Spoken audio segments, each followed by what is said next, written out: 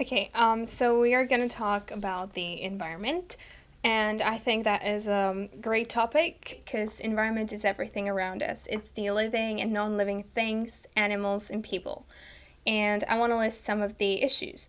So it's definitely global warming and climate change, then waste and plastic pollution, which is the thing that I think that we can all influence very easily, and then deforestation and pollution of water, air, and soil. So now I'm gonna talk about government versus individuals. I think that government doesn't really care about the problems of global warming and others. Also, normal people don't care. Not all of people, but most of people simply throw some glass in normal trash instead of recycling it.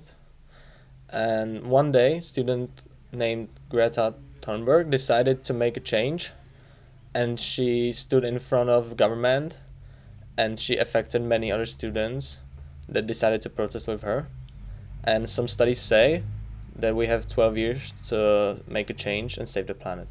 Of course, global warming goes hand in hand with greenhouse effect, which is a process where the sunbeams are held by greenhouse gases. So, what can we do about it? For example, palm oil is a great issue. So it's basically the cause of the deforestation in Indonesia. So, for example, buying things in food that do not contain palm oil, I think that is something that we can do. I think the bigger issue is what should the government do, because they're really doing nothing, and I think they should tax the unsustainable resources because they are devastating our environment, and they should support the sustainable ones, and people should believe in sustainable ones because I think that many people don't believe in them. So I want to say something about the waste because we recycle just 45% of our trash, and I think that is just very little. Because 9 billion tons of trash end up in the ocean each year, and 100,000 animals are killed. So what can we do to help? I think definitely recycling, because you can go like vegan or zero waste, but I think that is difficult for some people and not everyone can do that. But recycling is very easy, and I think everyone is capable of doing that. So, for example, PET bottles.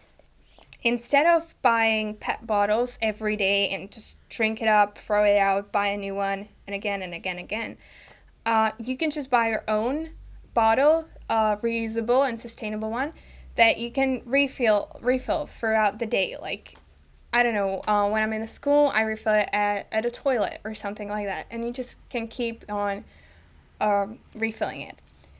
The same goes with coffee mugs.